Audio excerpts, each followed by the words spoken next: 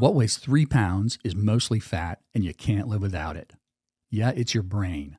A couple of 100 billion cells of memory-storing, body-regulating, electrochemically powered biomachinery.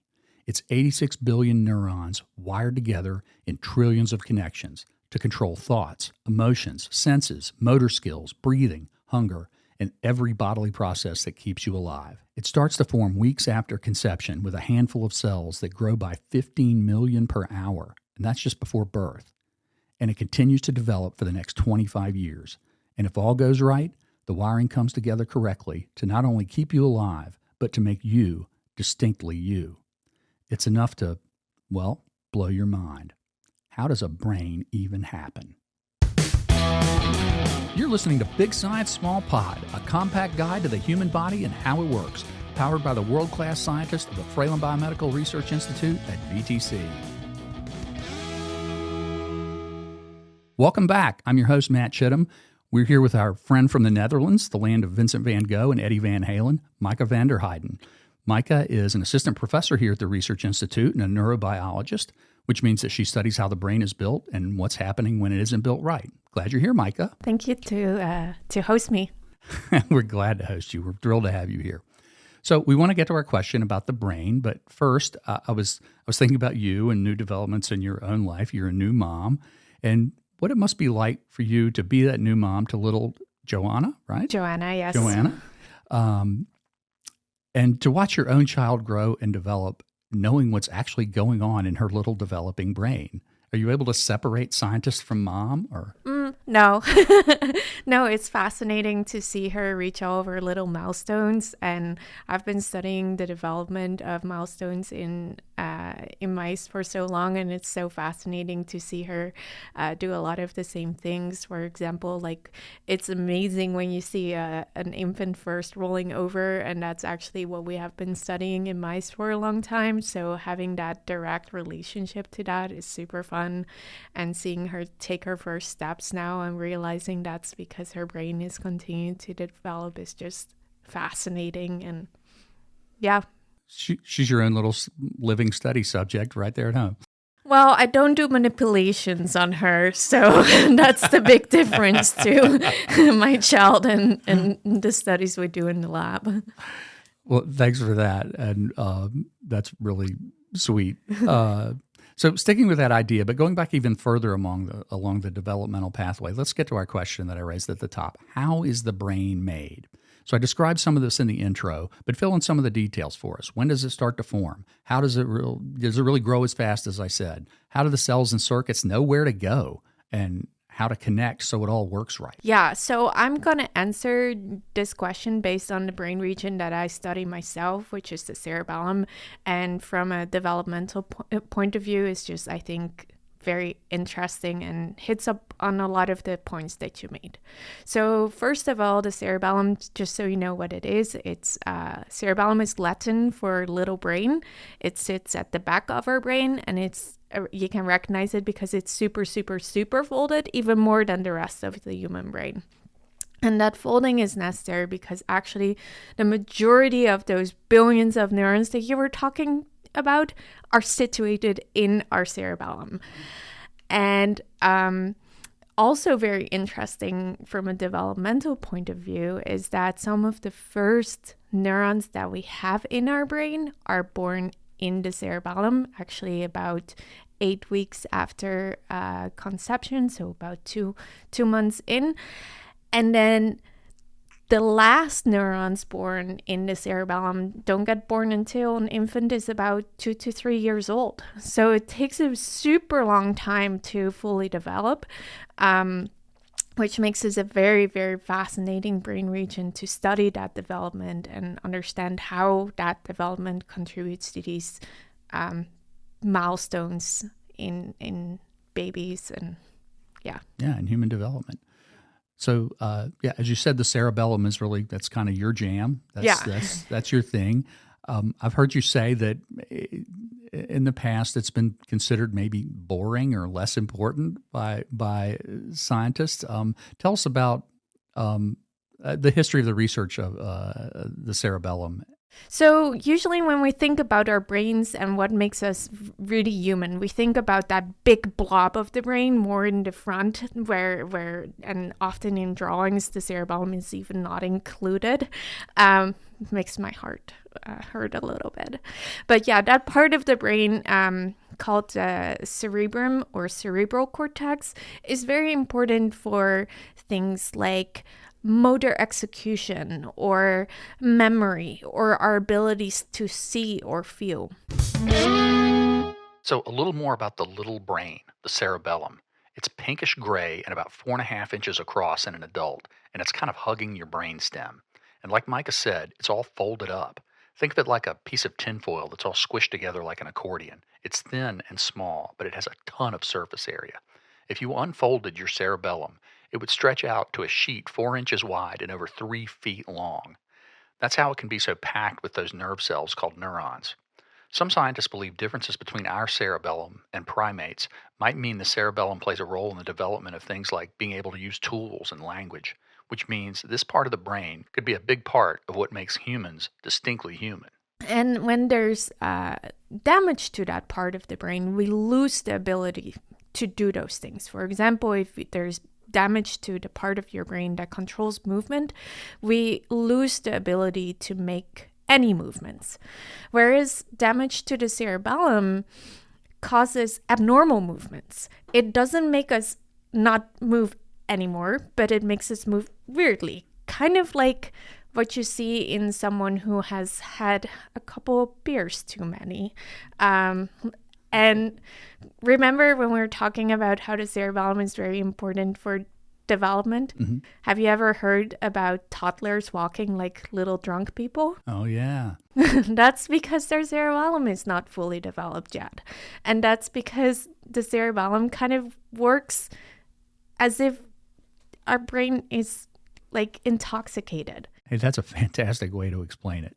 And so scientists started figuring this out about the cerebellum around 200 years ago. How did that work? One of the first people doing experiments on the cerebellum basically damaged the cerebellum in a bunch of animals, in a duck and in a mole and in a pigeon and in a mouse. And then he observed what these animals were doing, and he even describes it in this initial publication, is that all the animals look as if they are intoxicated. They all do that funny walking or funny flying without changing other parts. So that is what people kept seeing over and over and over again. But because it didn't lose the movements, people were less interested in it than when you lose the ability to move. All right, so one of the scientists Micah is talking about here is a French physician named Marie Jean-Pierre Fleurance. He published his findings about the cerebellum in 1841, saying, "I will not add any new experiments here. The exact conformity of those we have just seen makes any repetition unnecessary. In other words, nothing else to see here, move along." And no one else paid much attention to the cerebellum until the 1880s, when a Spaniard, Santiago Ramon y Cajal, the father of modern neuroscience and a Nobel Prize winner, noticed that the cerebellum only has a few different types of neurons, and it's pretty much the same in different species. And after that, the poor cerebellum remains pretty neglected until people like Micah began to take a deeper look at it. Back to Micah to tell us more about that. Because if there's damage to the cerebellum, it often immediately, the first thing you see is that the movements are altered. People thought, oh, the cerebellum only does movement, only allows us to have that balance, the coordination. But it turns out that that fine-tuning of the movement, that the cerebellum also does that fine-tuning for other behaviors. For example, it does the fine-tuning for emotional regulation. Think again about your toddlers throwing toddler tantrums. That is because the brain has not fully learned how to regulate emotions. And that, again, is because the cerebellum is not fully online yet. Sounds like that would be helpful to keep in mind as a parent when your child is throwing a tantrum that, oh, that's only a lack of brain development. Yeah. Yeah. And so, do I have it correct? So scientists just sort of looked at this maybe 150 years or so ago and decided, well, okay, not that great, not that interesting. And so there hasn't been a lot of interest. And as you said, it doesn't even appear in drawings. It seems a little neglected and sad, but it's your thing. So Tell us about how your work is contributing to new understandings of the cerebellum and what it does and its importance, and even how it even communicates differently than other parts of the brain. So maybe talk about your research more specifically. Okay, so there's a couple of things that I'm very interested in. So one of the things is that the cerebellum basically is now appreciated to do a lot of different things. It not only contributes to optimizing the movements, but it also optimizes emotional regulations, social interactions, language, speak production, a lot of different things. So how can it be that one brain region can do so many different things, right? Again, if I compare it to that big blob of the big cortex, the cortex has all these regions that is specialized in things. There's specialized regions for language. There's specialized regions for motor control. That doesn't seem to be the case as much in the cerebellum. In the cerebral cortex, there's also the building blocks that make up the brain are different, and they are differently connected to each other for different types of behaviors. So even if you just look at a picture of the part of the brain that does motor control, it looks very different than a picture of a part of the brain that controls our vision or our sense of touch. That's also not the case at the cerebellum. So just looking at the cerebellum doesn't give us the same information as you can get from other brain regions. So what I'm doing instead is I'm breaking it up and making manipulations to it and see how that changes the development of this structure and how that changes different type of behaviors. Another thing that I'm doing is actually listening to what these neurons have to say to each other. And it turns out that if you listen to the neurons, you get a much better picture of what's going on than when you just look at them.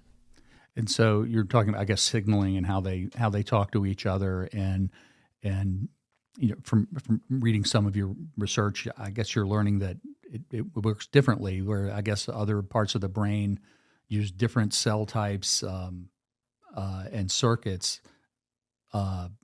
Maybe talk about like spike patterns and things like that, and how that communication works in the cerebellum rather than how it does in other parts of the brain. So basically, neurons talk to each other through electric signals, and a signal can be on or off. And if you listen to these signals, it goes a little bit like a popcorny noise, like and there's like a code in that. Now, in the cerebellum, one of the things that we found is that code can be differently broken and then can cause different types of movement disorders. For example, if the code is suddenly very interruptive and very irregular, it can cause a movement disorder called dystonia, which is characterized by muscle overcontractions. And if it's also interruptive but still fast, it can cause a movement disorder called tremor, which is characterized by involuntary shaky movements, kind of like as if you're nervous or those things. Did you catch that?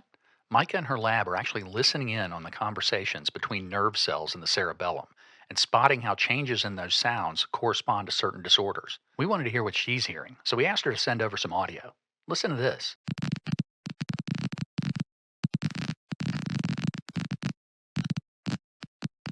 That's what the signals sound like in a disorder called dystonia, which involves muscles contracting and twisting abnormally. Here's another one. That's the sound of tremor. Honestly, it all sounds kind of the same to me, but that just makes it more impressive that Meike and her team are hearing something important in all those cracks and pops, something that might one day tell researchers how to help people with these disorders. So all of that shows that in those movement disorders, the cerebellum doesn't lose its neurons. It loses how those neurons are talking with each other. And it's the patterning of those signals that is changed, not so much of how they are connected or which cells are there and which cells are not there. I guess the next thing I want to know is what can you do with this information? If you begin to understand what is causing these disorders like dystonia and tremor and ataxia, what can you do with that information? Where do you hope to go with this? I think first it's very important to have good biomarkers. Like these disorders are often very complex clinically, and it's good to know what is really causing the disease. Then you want to know how can we flip that? How can we make those patterns go from causing a disease to now be normal? So I think there's interest in using adaptive measurements to normalize those signals. But what is also, like, in my lab, something that I'm very interested in is, like, when do these patterns arise and what is allowing normal patterns to develop normally? So what I was saying, the little toddlers and they're walking funny, that's actually very similar to in certain features to people who have ataxia, which is that imbalance in coordination. So the patterns that are happening during development are kind of more similar to disease patterns, but still at one point they develop normally. And I hope that if we understand what is the timeline of that normal development, what are the processes that happen during that normal development, can we kind of use that to back engineer treatments that would give us insights on how to treat people who have movement disorders in adulthood. I see. So if you identify how the normal development is progressing from when it's not fully developed and is more like this disorder later on to when it becomes typical. Yes. You get an idea of where you might be able to reach in, so to speak, and with a therapeutic or something. Precisely. Fantastic. This is all. I'm endlessly fascinating sitting here listening to these things. The other thing I wonder about with every scientist we have on the podcast is what keeps you going. You know, you get detached from the world. Maybe you're in your lab and you don't have patients coming in with you, and so you're not necessarily seeing on a regular basis the people you're trying to help. So what keeps you going, and how has having your own little developing human in your home maybe changed your perspective on that? Okay, I think there's 3 parts to that. First of all, I'm just like endlessly curious. I want to know these answers to the questions that I'm posing. Like, this is just my innate personality, how my brain is wired, you can say. The second thing is, like, a lot of the data we're collecting is just gorgeous. Have you ever seen a picture of a Purkinje cell? Gorgeous. Have you ever seen a picture of the cerebellum? You can just sit at that microscope and it's so rewarding. It's like being a little artist and it's so fun. But I think ultimately another really big thing is, like, I'm not only doing this research to help patients and get information for future treatments and therapies. It's also a training environment. So the first time that a student or a trainee is getting a piece of data and comes to my office with this big grin on their face and say, like, wow, look at this, that is so rewarding. And teaching the students and trainees on how to do the research and helping them wade through their discoveries, which very often at the first time don't make sense, and then do additional experiments to understand what we're seeing and understand what's going on in the brain. That is just so rewarding and so fun. So that is like the short-term thing that makes me want to come in every day and help the development of the future generation of scientists.